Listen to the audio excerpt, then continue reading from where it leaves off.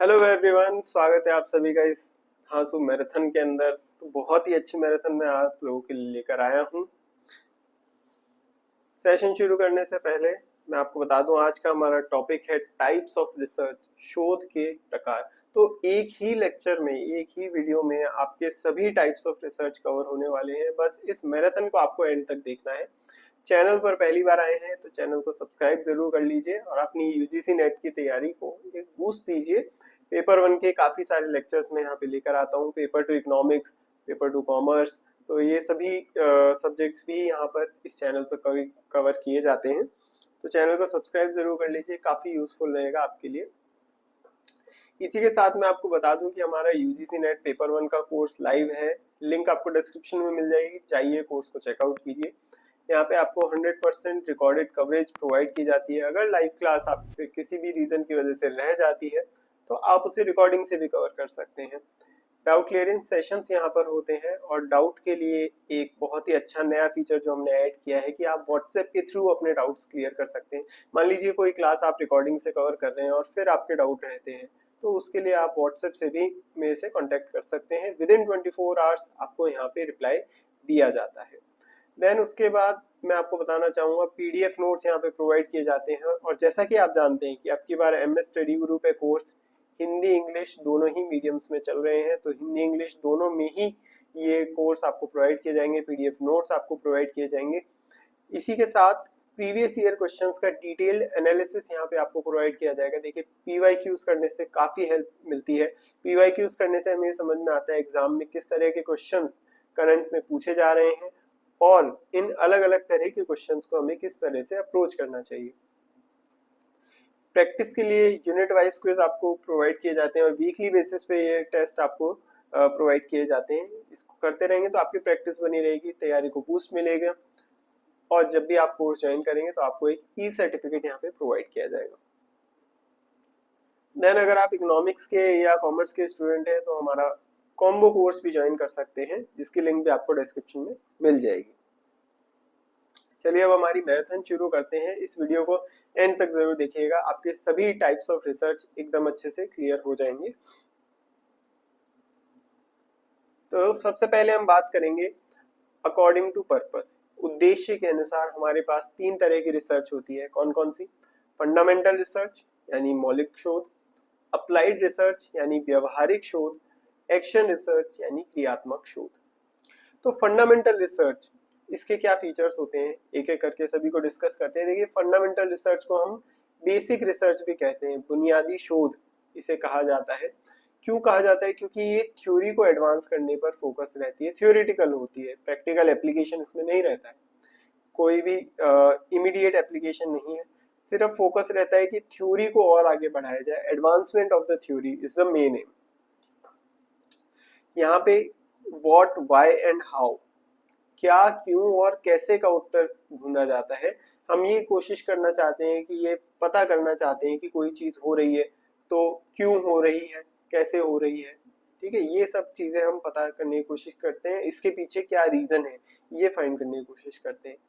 इसको करने का फायदा क्या है? देखिए, सीधा सीधा फायदा है कि इसी की वजह से नई डिस्कवरीज होती है, नई खोज होती है, फंडामेंटल रिसर्च की वजह से, मौलिक शोध की वजह से। तो ये तो थे फंडामेंटल रिसर्च, मौलिक शोध के कुछ कैरेक्टरिस्टिक फीचर्स। अब बात करते हैं अप्लाइड रिसर्च, व्यावहारिक शोध की। तो व्यावहारिक शोध जो है वो एक्शन ओरिएंटेड यानी कार्यवाही उन्मुख होती है। इसमें हमारा फोकस किस पे रहता है? प्रैक्टिकल एप्लीकेशन ऑफ नॉलेज, कि हम हमारी नॉलेज को प्रैक्टिकली कहीं पर अप्लाई करें।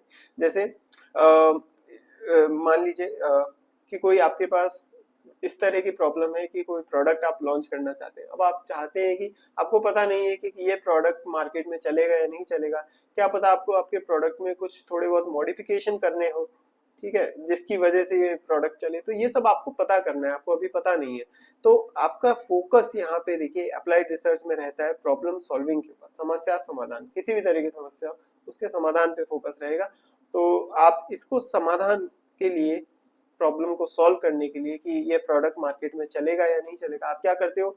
एक मार्केटिंग रिसर्च करते हो। मार्केटिंग रिसर्च से आपको पता चलेगा कि आपके प्रोडक्ट की मार्केट में क्या डिमांड है और इसकी डिमांड नहीं है तो क्या इसमें ऐसे कुछ हम मॉडिफिकेशन कर सकते हैं जिसकी वजह से ये प्रोडक्ट मार्केट में चलने लगे। तो ये सभी मार्केटिंग रिसर्च से हम पता कर सकते हैं। फिर इसके बाद आता है एक्शन रिसर्च, क्रियात्मक शोध। क्रियात्मक शोध में कोई इमीडिएट प्रॉब्लम होगी, हमारे पास तत्कालिक समस्या होगी, उसका समाधान हमें निकालना है। किसने दिया था? ये दिया था कर्ट ल्यूइन ने। और ये कर्ट ल्यूइन नाम थोड़ा इंपॉर्टेंट है, पीवाईक्यू में पूछा गया है, इसको याद रखिएगा। इसको ये जो रिसर्च है इसके रिजल्ट को हम जनरलाइज नहीं कर सकते, सामान्यकरण यहाँ पे नहीं किया जा सकता। क्यों नहीं किया जा सकता? क्योंकि हम इमीडिएट प्रॉब्लम को सॉल्व करने के लिए ये रिसर्च कर रहे हैं कि भाई हाल फिलहाल में ये प्रॉब्लम हो गई, इस चीज को कैसे सॉल्व किया जाए। ठीक है, इस चीज के लिए हम एक्शन रिसर्च करते हैं। मान लीजिए आप घर में कोई सब्जी बना रहे हैं, लेकिन सब्जी बनाते बनाते पता चला कि यार कोई एक मसाला खत्म हो गया है, ठीक है, मिर्ची खत्म हो गई है, तो क्या करें इसके लिए? अब आप सोचते हो कि भाई लाल मिर्च थोड़ी कम पड़ी है तो क्या करें। हाँ, हम एक काम करते हैं कि हरी मिर्च थोड़ी अलग से छौंक के इसमें डाल देते हैं, थोड़ा टेस्ट आ जाएगा, तीखापन खाने में आ जाएगा। तो इस तरह की जो एक्शन रिसर्च, इमीडिएट प्रॉब्लम है उसके उसके सॉल्यूशन को निकालने के लिए आप इस तरह की रिसर्च करते हो, है ना। तो ये जनरलाइज करने वाली चीज नहीं है, ये सिर्फ उस पर्टिकुलर इमीडिएट प्रॉब्लम को सॉल्व करने के लिए, उस समय पर सॉल्व करने के लिए, इसका इस चीज को हम जनरलाइज नहीं कर सकते। और ये जो रिसर्च है अपने आप में सेल्फ इवेल्युएटिव है, स्व मूल्यांकन हो जाता है इसका, कि आपकी जो प्रॉब्लम है अगर वो सॉल्व हो जाती है तो मतलब आपकी रिसर्च सफल है, और अगर वो नहीं हो पाती तो क्या करोगे?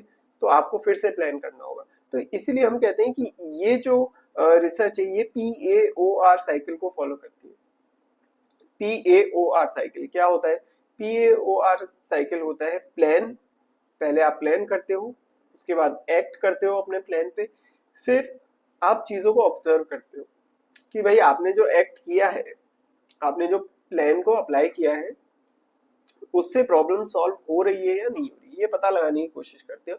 और उसके अकॉर्डिंग जो भी आप ऑब्जर्व करोगे उसी के अकॉर्डिंग आप रिफ्लेक्ट करोगे कि प्रॉब्लम सॉल्व हो गई है तो बहुत अच्छी बात है, नहीं है तो फिर से प्लान करना है, कुछ प्लान में मॉडिफिकेशन करने होंगे, किस तरीके से इस प्रॉब्लम का सॉल्यूशन है, ये सब आप ढूंढने की कोशिश करोगे। तो इट फॉलोज PAOR साइकिल। फिर नेक्स्ट देखिए, नेक्स्ट होता है according to source of information. सूचना के जो स्रोत है उसके अनुसार दो तरह की रिसर्च हो सकती है, प्राइमरी रिसर्च यानी कि प्राथमिक शोध, और दूसरी होती है सेकेंडरी रिसर्च यानी कि द्वितीयक शोध। तो प्राइमरी रिसर्च यानी प्राथमिक शोध में आप जो डेटा कलेक्ट करोगे, खुद ही डेटा कलेक्ट करोगे और कोई नई प्रॉब्लम को एनालाइज करने की कोशिश करोगे। वहीं सेकेंडरी रिसर्च यानी द्वितीयक शोध में क्या होगा कि आप उस प्रॉब्लम को एनालाइज करोगे जो ऑलरेडी कुछ लोग सॉल्व करने की कोशिश कर चुके हैं, उस पर ऑलरेडी रिसर्च हो रखी है, और आप डेटा भी कौन सा लोगे? जो कहीं और से डेटा लेने की कोशिश करोगे, खुद जाके इंडिविजुअली इंटरव्यू करके या खुद डेटा कलेक्शन का काम नहीं करोगे। जैसे मुझे कोई रिसर्च करनी है, सेकेंडरी रिसर्च करनी है, तो मैं क्या करूंगा? किसी वैलिड सोर्स पे, जैसे RBI की वेबसाइट पे जाके वहां से डेटा ले सकता हूँ, वर्ल्ड बैंक की वेबसाइट पे जाके वहां से डेटा ले सकता हूँ, तो वहां से डेटा लेके फिर मैं चीजों को एनालाइज करने की कोशिश करूंगा। तो मैं यहाँ पे सेकेंडरी डेटा ले रहा हूँ, द्वितीयक डेटा का उपयोग कर रहा हूँ। ठीक है, तो ये हमारी सेकेंडरी रिसर्च हो जाएगी। उसके बाद आता है अकॉर्डिंग टू टाइम, समय के अनुसार भी दो तरह की रिसर्च हो सकती है। पहला है क्रॉस सेक्शनल रिसर्च, अनुप्रस्थ शोध, और दूसरा है लॉन्गिट्यूडनल रिसर्च, अनुदैर्ध्य शोध। तो इसमें दोनों में क्या डिफरेंस होता है, देखिए यहाँ समझिए। जब हम क्रॉस सेक्शनल रिसर्च की बात करते हैं तो इसमें क्या होगा, सेम टाइम पीरियड पे अलग अलग वेरिएबल्स को एनालाइज किया जाता है। जैसे 2011 में यूएसए की जीडीपी कितनी थी, इंडिया की जीडीपी कितनी थी, चाइना की जीडीपी कितनी थी, ऐसे ही अलग अलग देशों की हम जीडीपी ले रहे हैं, कंपेयर करने की कोशिश कर रहे हैं। तो ये हमारा क्रॉस सेक्शनल रिसर्च जाएगा कि सेम टाइम पीरियड पे अलग अलग वेरिएबल्स लेना। जबकि लॉन्गिट्यूडनल रिसर्च में क्या होगा कि हम वेरिएबल एक ही लेंगे, जीडीपी ऑफ इंडिया, ये हमारा एक वेरिएबल है, इसको ओवर द ईयर हम एनालाइज कर रहे हैं कि 2011 में कितनी थी, 12 में कितनी थी, 13 में, एंड सो ऑन कितनी कितनी रही है।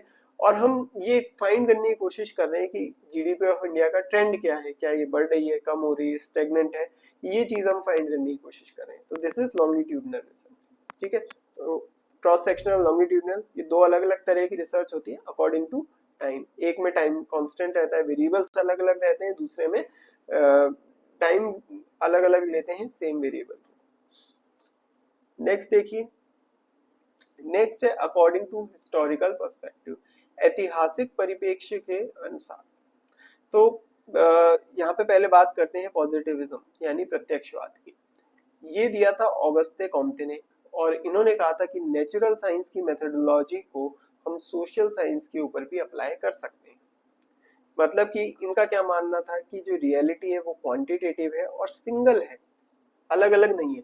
मतलब जैसे कि अगर कुछ इस तरह की चीज है जो कि सोशल साइंस के लिए भी हम मान लेते हैं कि सेम ही है। जैसे क्वांटिटेटिव रियलिटी किस तरीके से होगा, जैसे आप अपना वेट मेजर कीजिए, अगर आपका वेट आता है 50 केजी, तो आप किसी दूसरी जगह जाइए, वहां पर भी 50 केजी आएगा, तो ये मेजरेबल क्वांटिटी होगी। तो ये क्वांटिटेटिव रियलिटी की बात करते हैं कि भाई जो नेचुरल साइंस की मेथोडोलॉजी है वो चीजों को मेजर करती है, जैसे ग्रेविटेशन पुल कितना होता है अर्थ का, ये नेचुरल साइंस की मेथोडोलॉजी है। तो इसी तरीके से सोशल साइंस में भी हमारे पास सेम ही रिजल्ट आएगा, चाहे हम अलग अलग चीजों की बात करते हैं। इस तरह का यहाँ पे मानना था। फिर की फीचर्स क्या है कि साइंस पर फोकस है, ऑब्जेक्टिविटी पर फोकस है, ऑब्जेक्टिविटी यानी निष्पक्षता पर फोकस है, एम्पिरिसिज्म, रिडक्शनिज्म, एम्पिरिसिज्म यानी अनुभववाद, और न्यूनीकरणवाद, इन सब चीजों पर फोकस है। न्यूनीकरणवाद, रिडक्शनिज्म, इसको हम कह सकते हैं कि कोई ये कॉम्प्लेक्स टॉपिक है, ठीक है, और इस कॉम्प्लेक्स टॉपिक को अगर हमें ब्रेक डाउन करके समझना है, दैट इज रिडक्शनिज्म, ठीक है। और ऑब्जेक्टिविटी क्या होता है, ऑब्जेक्टिविटी को अभी मैं डिस्कस करता हूँ। पहले समझिए पोस्ट पॉजिटिविज्म, उत्तर प्रत्यक्षवाद। उत्तर प्रत्यक्षवाद क्या कहता है कि देखो, ये जो रिसर्च है क्वालिटेटिव होती है in nature and believes in critical reality. तो यहाँ पे क्या मानना है कि देखो, सोशल साइंस के लिए नेचुरल साइंस की मेथोडोलॉजी काम में नहीं ले सकते, जरूरी है कि हम कोई और मेथोडोलॉजी सोशल साइंस के लिए लेकर आए। तो ये क्या मानते हैं कि जो सोशल साइंस की रिसर्च है वो क्वालिटेटिव होती है इन नेचर, गुणात्मक होती है। और वो मानते हैं कि रियलिटी कोई सिंगल रियलिटी नहीं है, क्रिटिकल रियलिटी होती है। तो लोगों के लिए अलग अलग चीजें अलग अलग हो सकती है, ठीक है। सब्जेक्टिविटी की यहाँ पर बात करी गई, व्यक्ति परकता की बात करी गई।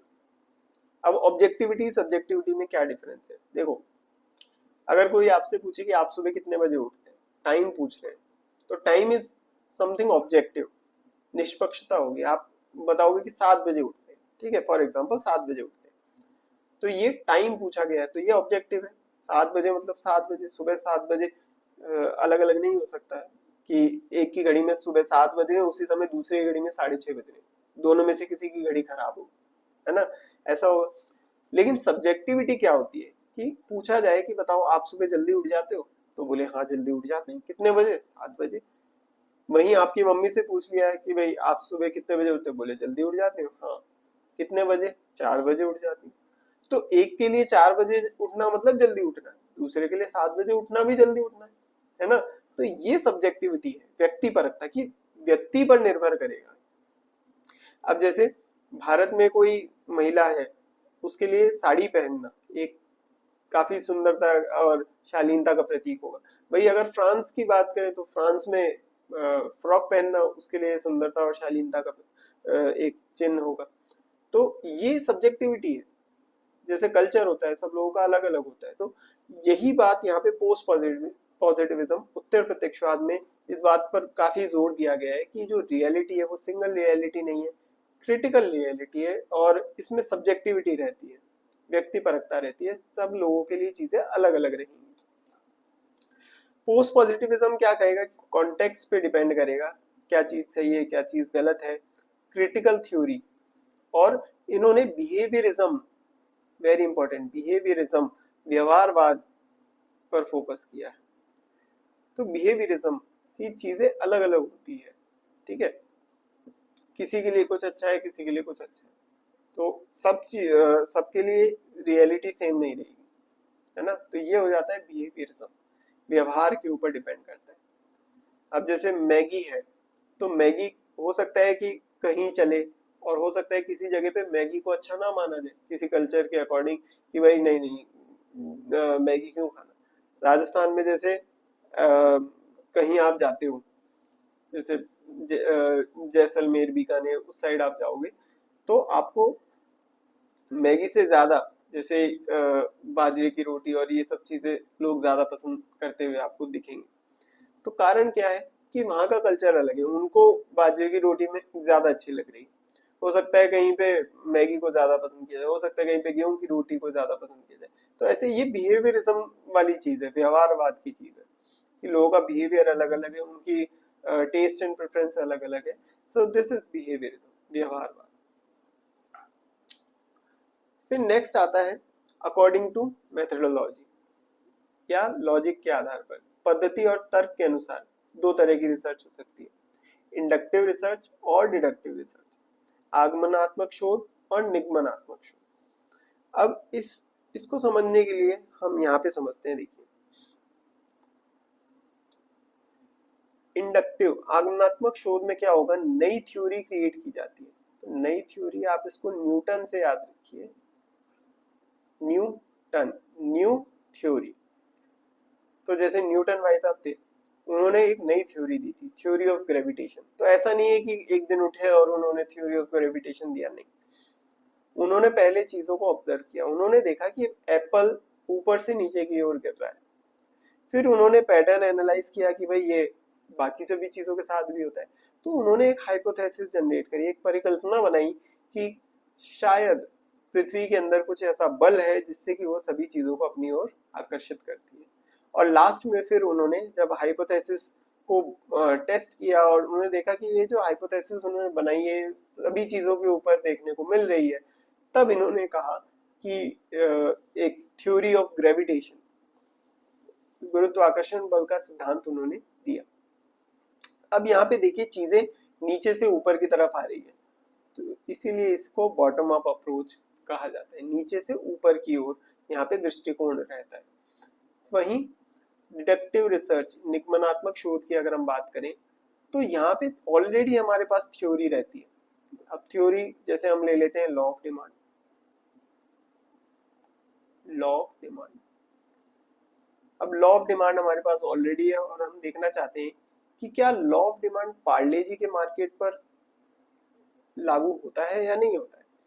तो हम हाइपोथेसिस बना लेते हैं कि हाँ भाई लागू होता है, और फिर इस चीज को वेरीफाई करके देखते हैं कि भाई जब पार्ले जी की प्राइस अगर बढ़ा देते हैं हम एकदम से, तो उसकी जो डिमांड है वो हमें देखने को मिल रहा है कि कम हो रही है। तो यानी कि हम मान सकते हैं कि हाँ भाई ये चीज सही सही लागू होती है। तो हम बोलेंगे कि भाई लॉ ऑफ डिमांड जो है पार्ले जी के मार्केट पर लागू होता है। तो ये हमारी थ्योरी यहाँ पे वेरीफाई हो गई। अब यहाँ पे आप चीजें देखेंगे कि हम ऊपर से नीचे की तरफ आ रहे हैं कि पहले हमारे पास थ्योरी थी। इंडक्टिव में क्या था कि थ्योरी लास्ट में हमने क्रिएट करी है, नीचे से ऊपर जाते जाते आपकी सोच का दायरा ऊपर जा रहा है, ऊपर की तरफ सोच रहे हो, तब जाके नई थ्योरी क्रिएट हो रही है, इसलिए उसको बॉटम अप अप्रोच बोला जाता है। यहाँ पे डिडक्टिव में क्या हो रहा है कि थ्योरी हमारे पास ऑलरेडी है, उसको लास्ट में जाके हमने वेरीफाई किया। तो ये हो गई टॉप डाउन अप्रोच, क्योंकि ऊपर से नीचे की तरफ जा रहे हो। ठीक है, तो ये मेजर डिफरेंस है इंडक्टिव और डिडक्टिव, आगमनात्मक और निगमनात्मक के बीच। फिर आता है अकॉर्डिंग टू प्रोसेस, प्रक्रिया के अनुसार दो तरह की रिसर्च हो सकती है। और देखो ये बहुत ही इंपॉर्टेंट है, क्वालिटेटिव यानी गुणात्मक शोध और क्वांटिटेटिव यानी मात्रात्मक शोध। बहुत ही इंपॉर्टेंट चीज है, एक एक पॉइंट अपने आप में काफी इंपॉर्टेंट है, उससे क्वेश्चन बन सकता है। तो देखिए क्वालिटेटिव रिसर्च जो है वो सब्जेक्टिव होती है, वहीं क्वांटिटेटिव जो है ऑब्जेक्टिव रिसर्च होती है, वस्तुनिष्ठ। तो क्वालिटेटिव रिसर्च जैसा मैंने आपको बताया कि सुबह कितने बजे उठते हो, कोई बोल रहा है जल्दी उठते हैं, लेकिन उसका जल्दी 7 बजे भी हो सकता है ना। तो ये सब्जेक्टिव चीज है।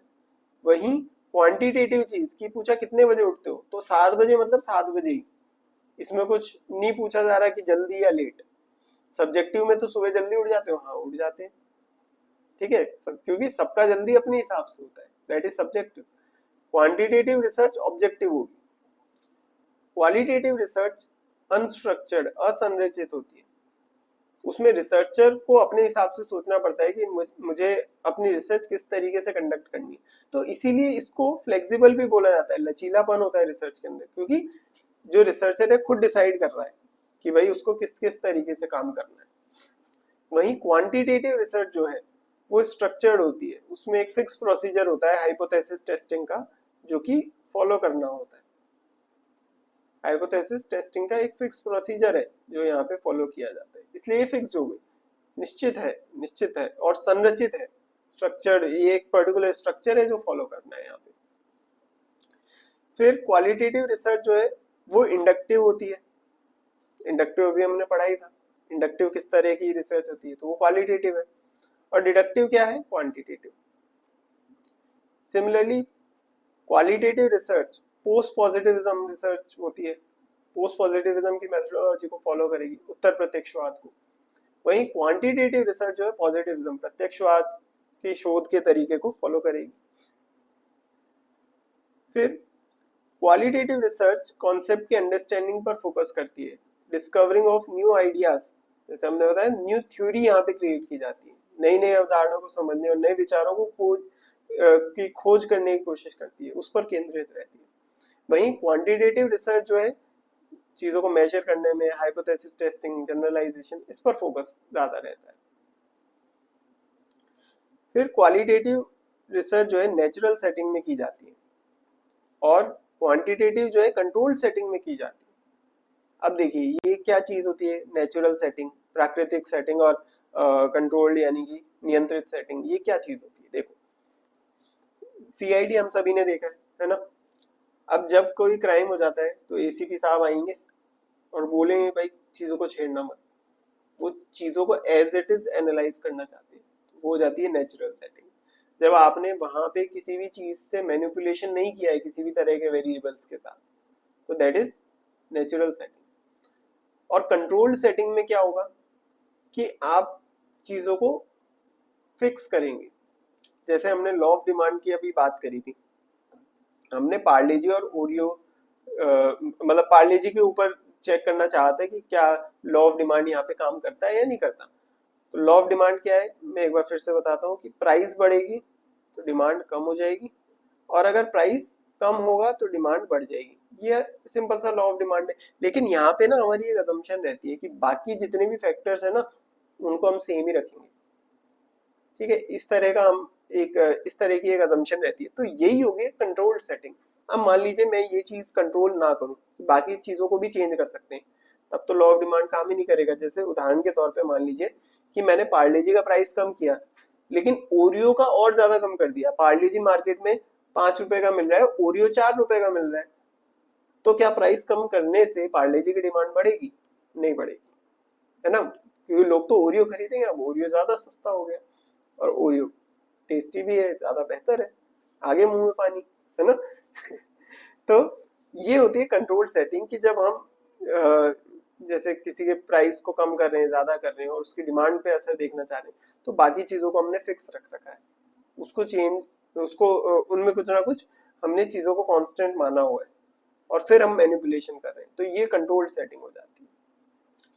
फिर दूसरी चीज है स्मॉल सैंपल और लार्ज सैंपल।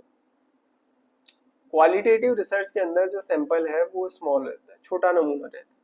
क्वांटिटेटिव के अंदर हम लार्ज सैंपल ले सकते हैं, बड़ा नमूना ले सकते हैं। अब ये लार्ज सैंपल क्या है, लार्ज सैंपल का मतलब है कि number of observation greater than 30, जहाँ पे हमारा जो सैंपल साइज है वो 30 से ज्यादा है, वो लार्ज सैंपल है।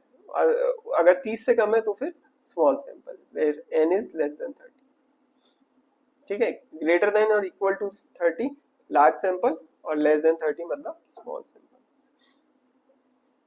फिर क्वालिटेटिव रिसर्च की हम बात करें तो यहाँ पे देखिए जो रिसर्चर है वो अपने हिसाब से रिसर्च को चलाता है, फ्लेक्सिबल होती है, तो मतलब प्रोसीजर खुद ही डिसाइड कर रहा है, तो इस वजह से रिसर्चर का इन्वॉल्वमेंट काफी ज्यादा होता है। न्यूटन भाई साहब, उन्होंने खूब सारी थ्योरीज दी है, थ्योरी ऑफ ग्रेविटेशन दी, तो अपने दिमाग से दी ना, तो रिसर्चर का इन्वॉल्वमेंट काफी ज्यादा, बैठ के काफी ज्यादा सोचना पड़ा होगा।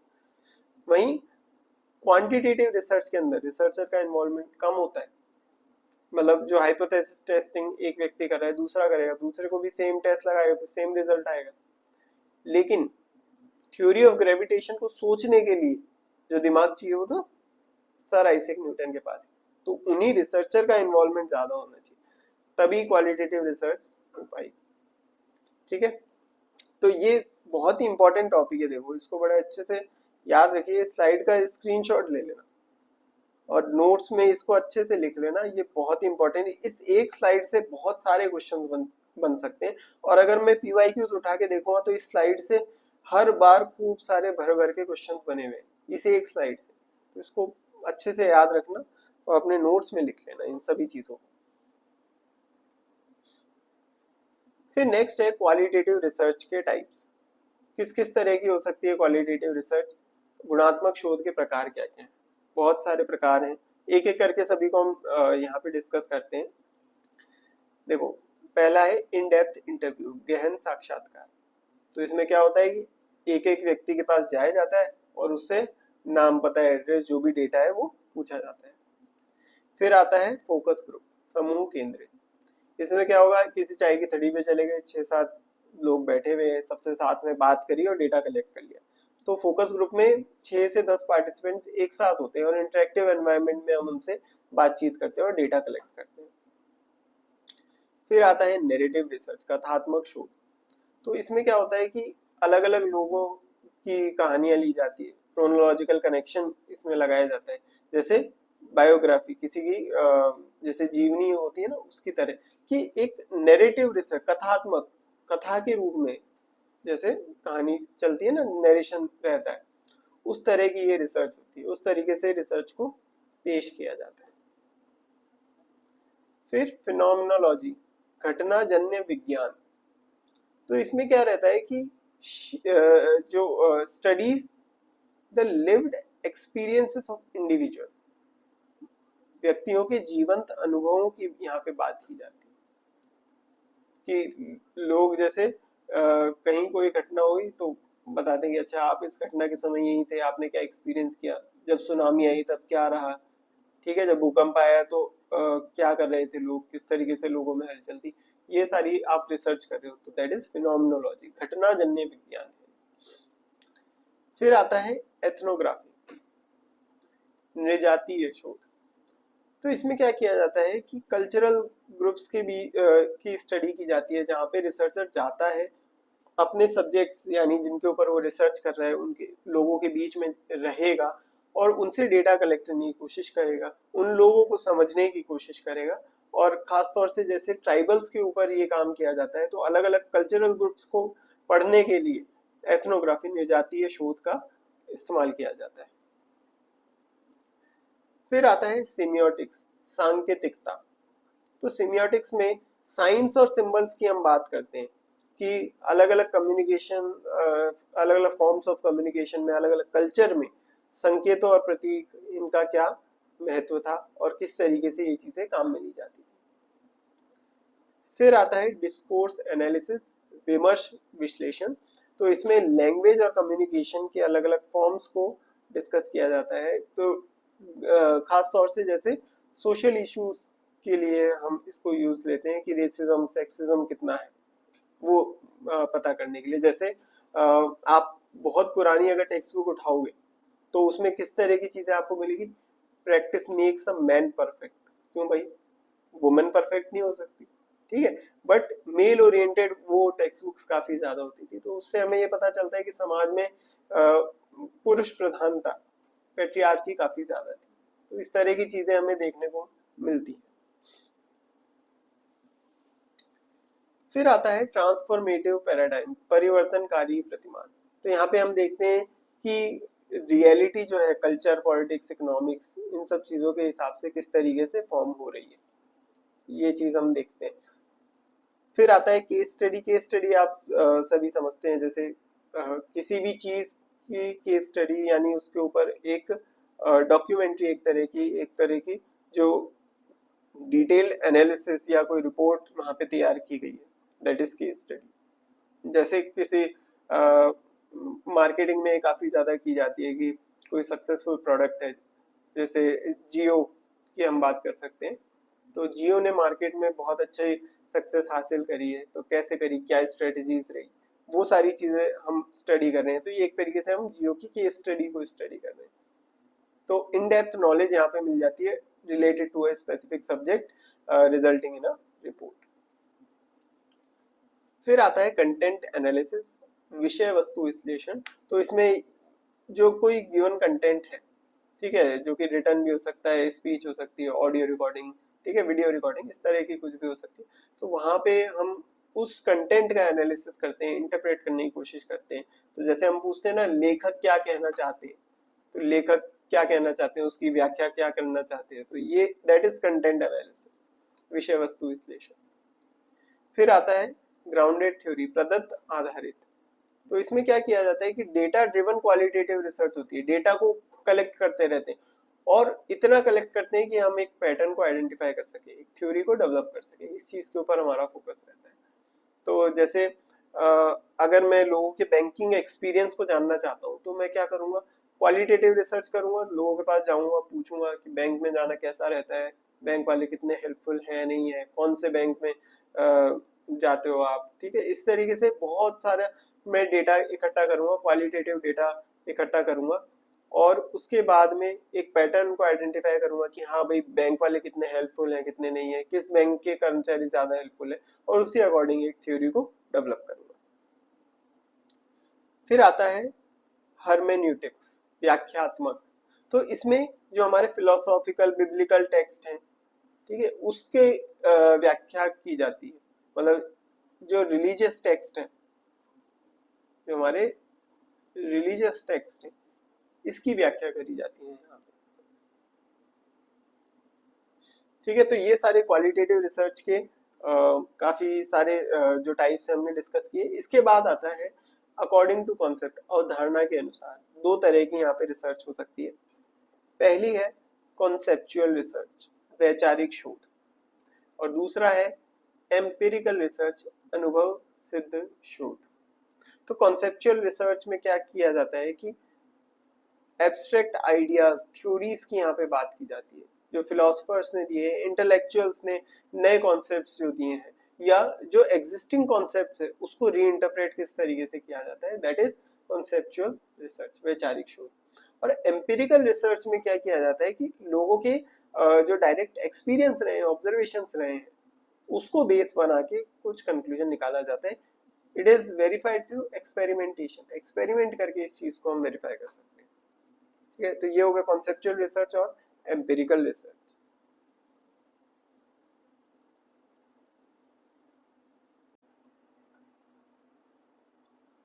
नेक्स्ट है हमारे पास according to object, according to objective, उद्देश्य के अनुसार हमारे पास दो तरह की रिसर्च हो सकती है।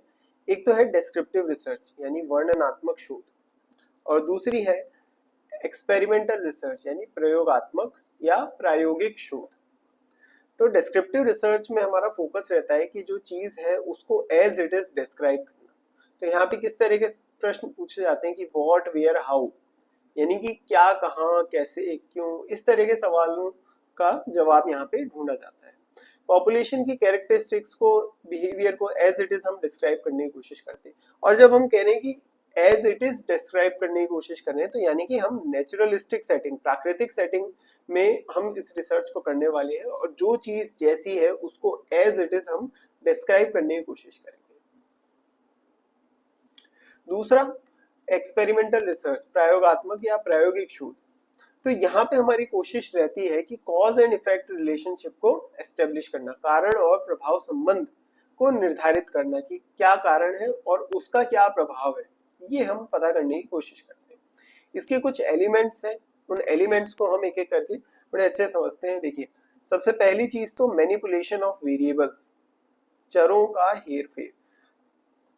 तो रिसर्चर क्या करता है, इंडिपेंडेंट वेरिएबल को चेंज कर सकता है, इंडिपेंडेंट वेरिएबल को चेंज करता है। जैसे मान लीजिए मेरे पास तीन फर्टिलाइजर हैं, 1 2 3, ठीक है। इन तीन फर्टिलाइजर को मैं अलग अलग जगह लगा के देखूंगा और देखूंगा किससे फसल अच्छी आती है। फिर कंट्रोल्ड एनवायरनमेंट, नियंत्रित वातावरण रखना होगा। अब मान लो कि ये तीन फर्टिलाइजर तीन अलग अलग प्लॉट पे अगर मैं लगा रहा हूं, तो मुझे इस चीज को इंश्योर करना होगा कि जो बाकी सारी चीजें हैं उसको मैं कंट्रोल करूं, है ना, उसको मैं कंट्रोल करूं, जैसे कि रेनफॉल, इरिगेशन, पेस्टिसाइड, ये तीनों प्लॉट्स में बराबर होनी चाहिए, जिससे कि मुझे पता पाए कि फर्टिलाइजर जो है वो कितना इफेक्टिव है। फिर रैंडमाइजेशन, यादृच्छिकीकरण, तो जिस चीज को हम टेस्ट कर रहे हैं उसका रैंडमाइजेशन भी होना चाहिए, रैंडमली कर रहे हैं। मतलब जैसे फर्टिलाइजर, अब ये यहाँ पे तो सीड का एग्जांपल लिया हुआ है, हमारे एग्जांपल जो हमने लिया है उसमें हमने फर्टिलाइजर लिया है, तो फर्टिलाइजर को रैंडमली हमें असाइन करना है, तीनों फर्टिलाइजर्स को रैंडमली असाइन करना है। या सीड के एग्जांपल में अगर हम देखें तो अगर मान लीजिए हमारे पास 3-4 तरह की सीड है, हमें देखना है अच्छे सीड कौन से, तो सीड को भी हमें जब यहाँ पे लगाना है तो रैंडमली करना होगा। अब फर्टिलाइजर को टेस्ट करना है तो सीड तीनों में बराबर तरह के ही होने चाहिए और रैंडमली होना चाहिए। ऐसे नहीं कि फर्टिलाइजर 1 को हमें ज्यादा अच्छा दिखाना है तो अच्छे वाले सीड यहाँ पे लगा दिए और यहाँ पे इन दोनों में खराब वाले सीड लगा दिए, तब तो ऑब्वियसली फर्स्ट में मतलब अच्छा आ जाएगा, लेकिन वो गलत होगा, है ना। तो रिसर्च में हमें रैंडमाइजेशन, यादृच्छिकीकरण का भी ध्यान रखना है। फिर उसके बाद आता है रेप्लिकेशन, प्रतिकृति। प्रतिकृति तो जो रिजल्ट हमारे पास आए तो ऐसा होना चाहिए कि कोई दूसरा भी उस चीज को वेरीफाई करके देख सके। मतलब अगर हमारे पास जो रिसर्च है उसमें आता है कि भाई जो फर्टिलाइजर 1 है वो सबसे अच्छा है, तो इस चीज की स्वतंत्रता होनी चाहिए कि कोई दूसरा भी व्यक्ति अगर टेस्ट करना चाहे कि भाई तीनों में से फर्टिलाइजर कौन सा अच्छा है, सेम मेथोडोलॉजी को फॉलो करके वो उस चीज को रेप्लिकेट कर सके और उसके पास भी यही सेम रिजल्ट आना चाहिए। अगर उसके पास मान लो आ रहा है कि भाई फर्टिलाइजर 3 सबसे अच्छा है, तो यानी कि कुछ ना कुछ हमने गड़बड़ करी है अपनी रिसर्च में। फिर आता है क्वांटिटेटिव, मात्रात्मक। तो यहाँ पे बताने की ये मतलब है कि जो एक्सपेरिमेंटल रिसर्च है वो क्वांटिटेटिव डेटा से डील करती है, मात्रात्मक डेटा से डील करती है, इसलिए वो क्वांटिटेटिव है नेचर में। तो ये कुछ एलिमेंट्स हो गए एक्सपेरिमेंटल रिसर्च के। इसके बाद टाइप्स ऑफ वेरिएबल्स, चर के प्रकार। तो पहला तो है इंडिपेंडेंट वेरिएबल, स्वतंत्र चर। तो जैसे कि इंडिपेंडेंट वेरिएबल हमने क्या लिया था कि भाई अलग अलग तरह के फर्टिलाइजर हम यहाँ पे लगा के देख रहे हैं, ठीक है। और डिपेंडेंट वेरिएबल क्या है, डिपेंडेंट वेरिएबल हो जाएगी जो फसल हो रही है हमारी, फसल किस पे डिपेंड करती है, फर्टिलाइजर के ऊपर, तो वो डिपेंडेंट वेरिएबल हो गया। तो इंडिपेंडेंट वेरिएबल का डिपेंडेंट वेरिएबल पे क्या प्रभाव पड़ा वो हम चेक करें। स्वतंत्र चर के ऊपर आश्रित चर का स्वतंत्र चर का आश्रित चर के ऊपर क्या प्रभाव पड़ा, ये चीज हमें देखनी है। यहाँ पे फसल के ऊपर हमारी खाद का क्या प्रभाव पड़ा वो चीज हमें देखनी है।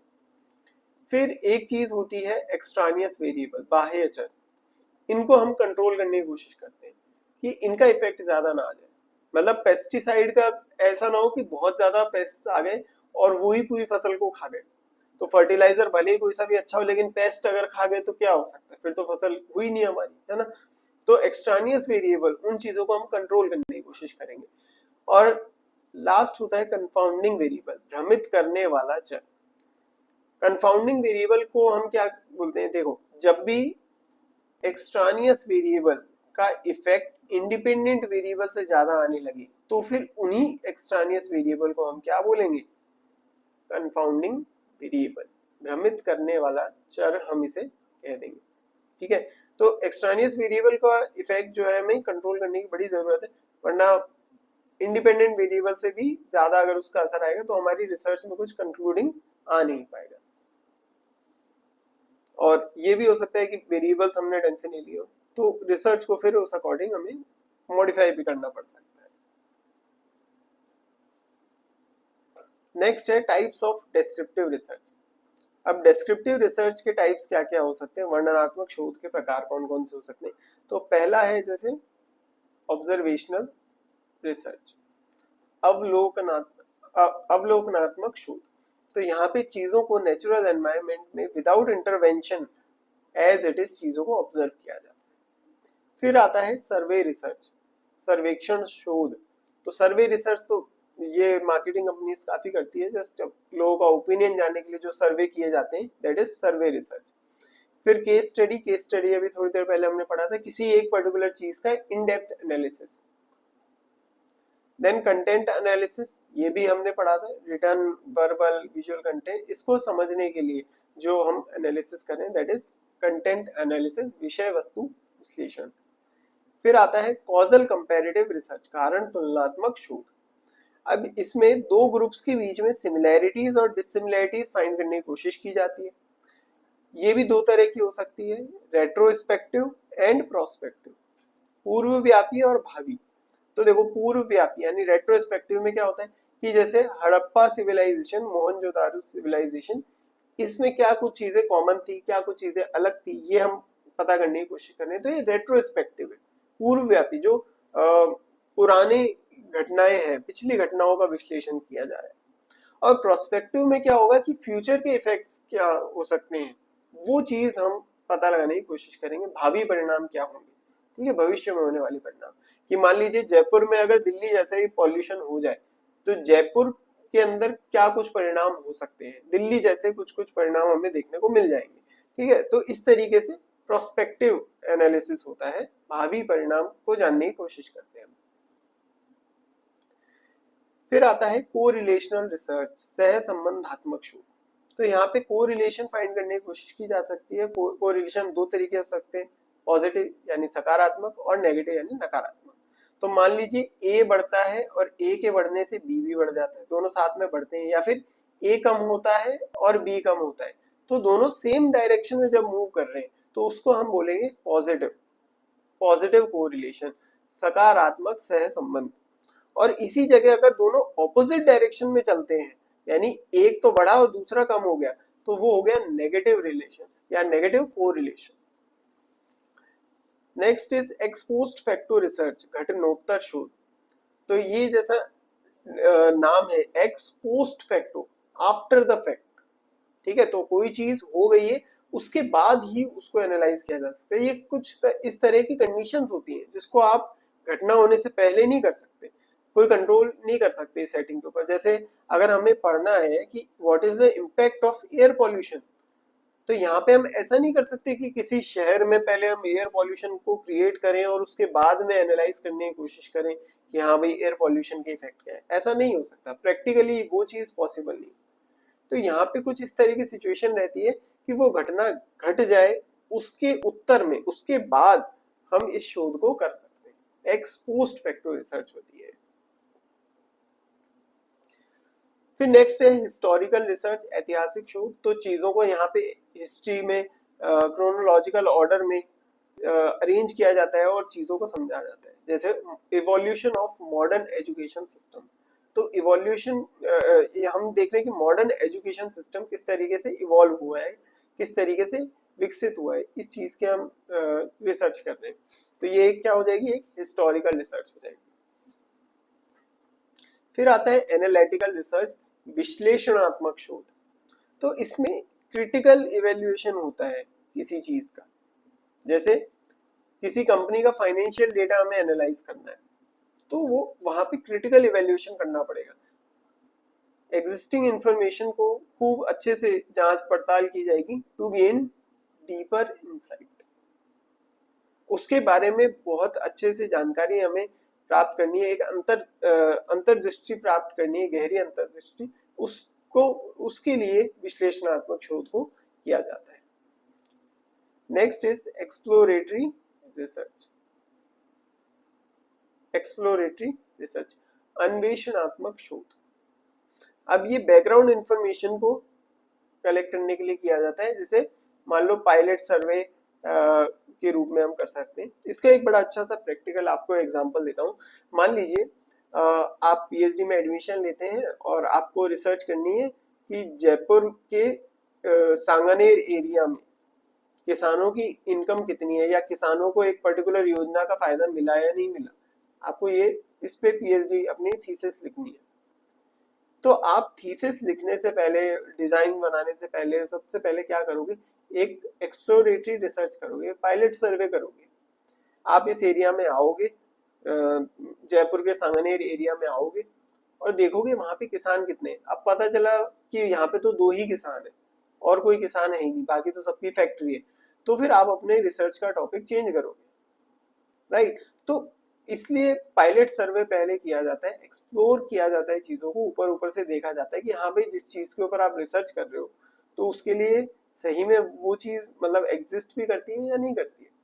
प्रतापनगर के जयपुर के सांगानेर में अगर आप किसानों पे रिसर्च करना चाहते हो तो पहले आप आके यहाँ पे एक एक्सप्लोरेटरी रिसर्च करोगे कि सांगानेर में किसान होने तो चाहिए सफिशिएंट। अगर आपको लगता है कि हाँ 30-35 किसान हैं और आपके उनके ऊपर अच्छे से रिसर्च कर सकते हो तो ही आप अपनी रिसर्च को आगे कंटिन्यू करोगे। तो it is very important. Pilot survey वाली चीज जो है दैट इज एक्सप्लोरेटरी रिसर्च, अन्वेषणात्मक शोध। तो ये जैसे डिस्क्रिप्टिव के टाइप्स हमने डिस्कस किए वैसे ही होते हैं एक्सपेरिमेंटल के भी टाइप्स, प्रायोगिक शोध के भी प्रकार होते हैं। तो 4 तरह के हो सकते हैं, pre experimental, true experimental, quasi experimental, statistical research. तो एक एक करके चारों को हम यहाँ पे डिस्कस करेंगे। सबसे पहले आता है प्री एक्सपेरिमेंटल रिसर्च, पूर्व प्रयोगात्मक शोध। किस चीज के काम में आता है? ये आता है एक्सप्लोरेशन एंड कंपैरिजन के लिए, अन्वेषण और तुलना के लिए हम इस चीज को काम में ले सकते हैं। Not as structured as typical experiments. तो सामान्यतः जैसे जो हम प्रयोग करते हैं उस उनके मुकाबले थोड़े कम संरचित होते हैं। कौन कौन से? देखो 3 यहाँ पे दे रखे हैं। पहला है one shot case study. One shot case study में क्या होगा कि डिपेंडेंट वेरिएबल पर ही फोकस होगा और इसके अंदर कोई कॉज एंड इफेक्ट रिलेशन निकल के नहीं आ सकता क्योंकि क्लियर बिफोर एंड आफ्टर वाली चीज हमारे पास नहीं होती। This is one shot case study. उसके बाद आता है one group pre test post test. तो एक ही ग्रुप लेते हैं, उसको पहले कंट्रोल से पहले हम टेस्ट करेंगे, कंट्रोल के बाद हम टेस्ट करेंगे। तो यहाँ पे कोई स्ट्रॉन्ग एविडेंस नहीं आ पाता क्योंकि कंट्रोल नहीं होता हमारे, ठीक है, इट लैक्स कंट्रोल, नियंत्रण नहीं रख पाते हम बाकी चरों के ऊपर। और तीसरा सबसे अच्छा, सबसे ज्यादा प्रैक्टिकल है स्टैटिक ग्रुप कंपैरिजन, स्थिर समूह तुलना। इसमें क्या करेंगे कि एक ग्रुप लेंगे जिसको ट्रीटमेंट देंगे, दूसरे को ट्रीटमेंट नहीं देंगे और बाद में टेस्ट करके देखेंगे और कंपेयर करेंगे उनका डिफरेंस। तो जैसे कि मान लो 30-30 बच्चों की क्लास है, एक क्लास को टीचर ने पढ़ाया, दूसरी क्लास में किसी ने कुछ पढ़ाया नहीं है और उसके बाद उस सब्जेक्ट का टेस्ट लिया गया। तो अगर टीचर का पढ़ाना वास्तव में इफेक्टिव है तो जिसको उन्होंने पढ़ाया होगा उसके मार्क्स ज्यादा आने चाहिए, करेक्ट। तो इसी तरीके से स्टैटिक ग्रुप कंपैरिजन, स्थिर समूह तुलना किया जाता है कि एक ग्रुप को ट्रीटमेंट दिया जाता है, दूसरे को नहीं दिया जाता और बाद में दोनों को टेस्ट किया जाता है और उनके बीच में क्या कुछ डिफरेंस है उसको फिर कंपेयर किया जाता है कि कितना सिग्निफिकेंट डिफरेंस दोनों के बीच में हमें देखने को मिलेगा। फिर आता है प्री एक्सपेरिमेंटल। अच्छा ये तो अभी किया ही, ये हिंदी वाले बच्चे इसको एक बार स्क्रीनशॉट ले लेना। तो इसके बाद आता है टू एक्सपेरिमेंटल रिसर्च, सत्य प्रायोगिक शोध। ये गोल्ड स्टैंडर्ड्स हैं रिसर्च के अंदर, अनुसंधान में स्वर्ण मानक है। क्यों कहते हैं ऐसा? क्योंकि ये कॉज एंड इफेक्ट रिलेशनशिप को एस्टेब्लिश करने का काम करते हैं, कारण और प्रभाव संबंध बताते हैं। हैज मैनिपुलेशन, कंट्रोल, रैंडमनेस, ये सभी चीजें जो हमने अभी पढ़ी थी वो सब चीजें इनमें होती है। जो एक्सपेरिमेंटल रिसर्च की जो मेन कैरेक्टरिस्टिक्स है, जो मेन एलिमेंट्स हैं, वो सभी यहाँ पे हमें देखने को मिलते हैं। हेर फेर, नियंत्रण, यादृच्छिकता, ये सभी चीजें देखने को मिलेंगी। तो ये भी 3 तरह के हैं। देखो पहला है pre test post test design. तो यहाँ पे स्टैटिस्टिकल एनालिसिस होता है कि हम हाइपोथेसिस को कंफर्म करें या रिजेक्ट करें। कम से कम 2 वेरिएबल्स यहाँ पे इंक्लूडेड होंगे, एक डिपेंडेंट एक independent. Control can be present और एब्सेंट। अब जब ये जो कंट्रोल ग्रुप है हो सकता है प्रेजेंट हो सकता है ना भी हो।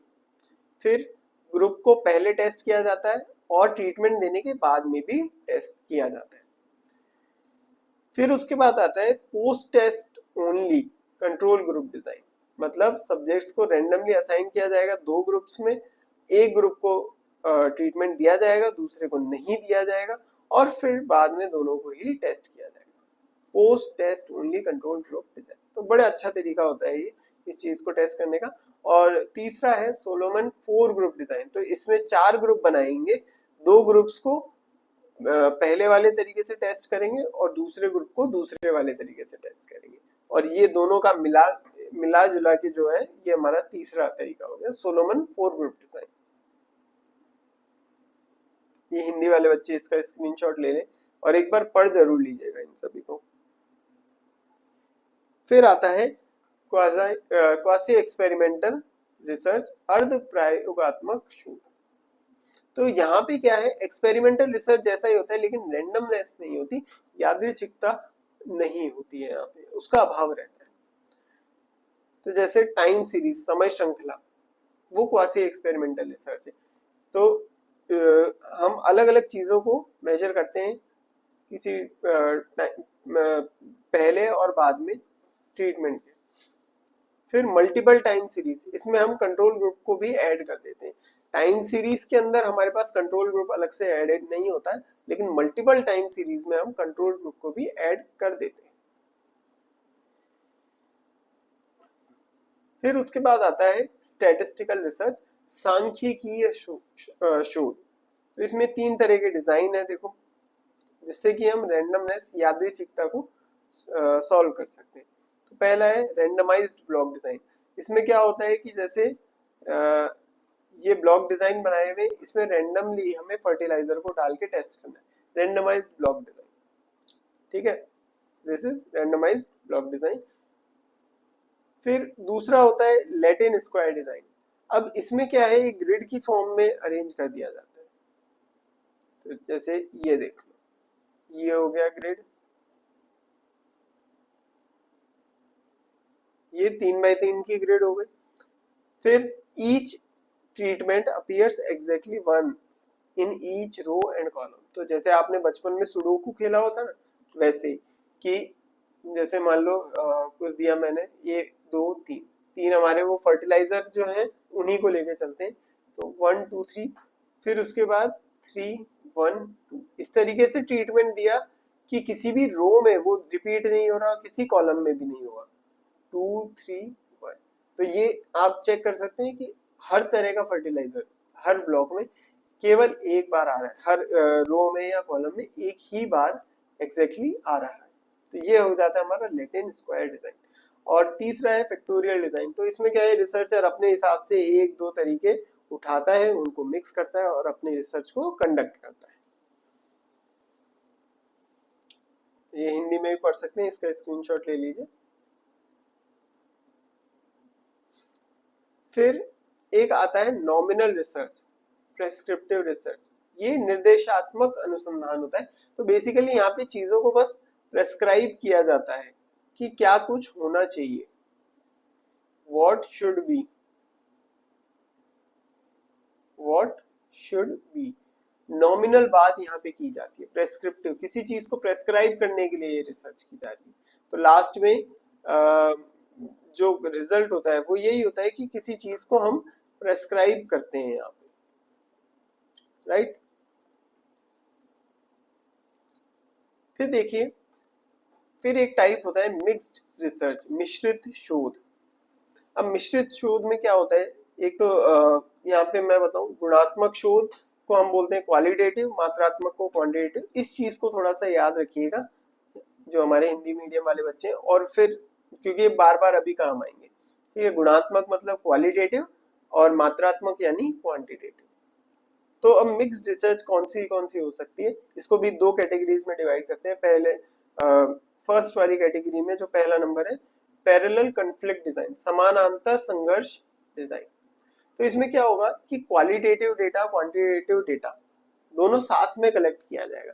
मतलब आप जैसे प्रधानमंत्री जनधन योजना का क्या इफेक्ट है और गांव वालों को कितनी क्या मदद मिल पा रही है, तो वो जानने के लिए हम डेटा कलेक्ट करेंगे। और हम क्या करेंगे कि जब जिन लोगों से हम क्वालिटेटिव डेटा कलेक्ट कर रहे हैं उन्हीं से सेम से हमने जैसे क्वांटिटेटिव डेटा भी कलेक्ट कर लिया, ठीक है। अलग अलग नहीं होगा, साथ में ही हमने कलेक्ट कर लिया। फिर दूसरा आता है सीक्वेंशियल एक्सप्लेनेटरी, अनुक्रमिक व्याख्यात्मक। तो यहाँ पे क्वांटिटेटिव डेटा को हम पहले कलेक्ट करते हैं और बाद में क्वालिटेटिव डेटा को कलेक्ट किया जाता है।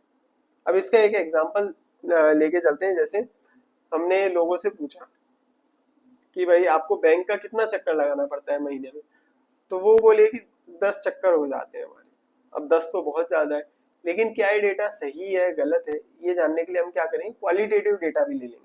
हमने पूछा कि भाई वहां पे लोग सपोर्टिव हैं क्या, ठीक है, तो लोग तो अब वो बताएंगे कि नहीं बिल्कुल भी सपोर्टिव नहीं, हमें तो समझ में ही नहीं आता क्या करना है। कई बार तो ऐसा होता है, पहले एक नंबर खिड़की पे भेजते हैं, एक नंबर खिड़की पे जाओ तो बोलते हैं 3 नंबर खिड़की पे जाओ, फिर 3 नंबर पे गए तो बोलते हैं 5 नंबर पे जाओ। तो बोले इस तरीके से घुमाते रहते हैं, 4 बज जाती है तो फिर उस दिन का तो दिन ही खत्म हो गया, फिर दोबारा जाना पड़ता है। तो यहाँ पे हमने देखा कि ये जो दोनों बात करी है वो बड़ी क्या है कि सिंक कर रही है। तो क्वांटिटेटिव डेटा से हमारे पास ये आया कि 10 बार जाना पड़ता है, 10 बार ज्यादा है, और क्वालिटेटिव डेटा से भी हमें ये चीज देखने को मिल रही है कि जो पर्टिकुलरली उस गांव में जो कर्मचारी हैं बैंक के वो ज्यादा सपोर्टिव नहीं है, ठीक है। तो ये फायदा होता है कि आप क्वालिटेटिव क्वांटिटेटिव दोनों डेटा साथ में लेते हो।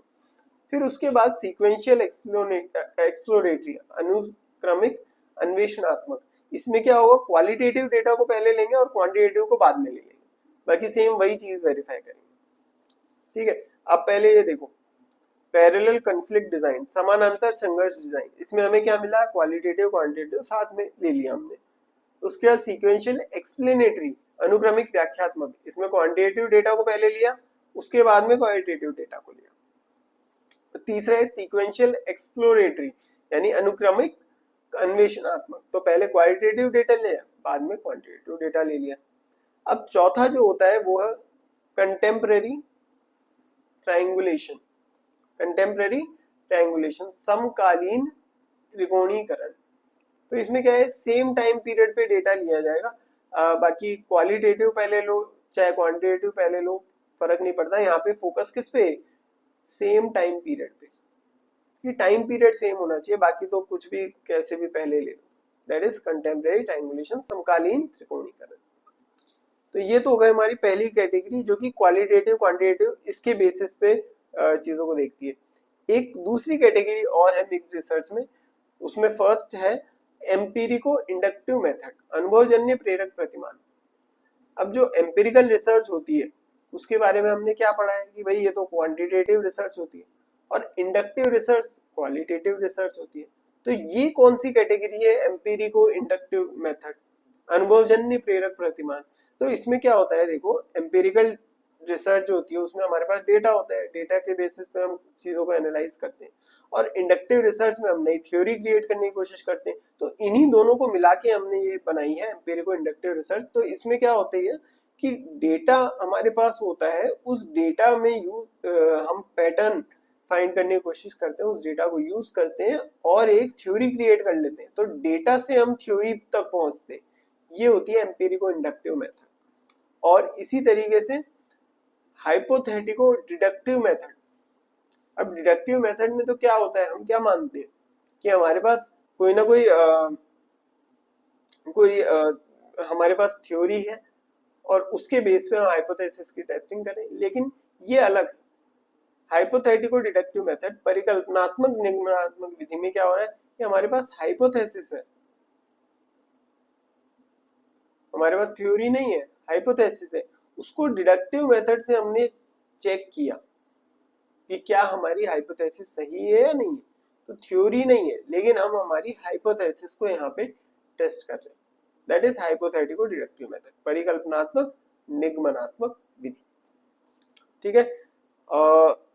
इसकी जो डेफिनेशन है इन दोनों की, एम्पिरिको इंडक्टिव हाइपोथेटिको डिडक्टिव रिसर्च, इनकी डेफिनेशन वगैरह ये पढ़ लीजिए, ये इंपॉर्टेंट है, इसके डेफिनेशन से क्वेश्चन बन सकते हैं। बाकी कॉन्सेप्ट मैंने आपको समझा ही दिया है।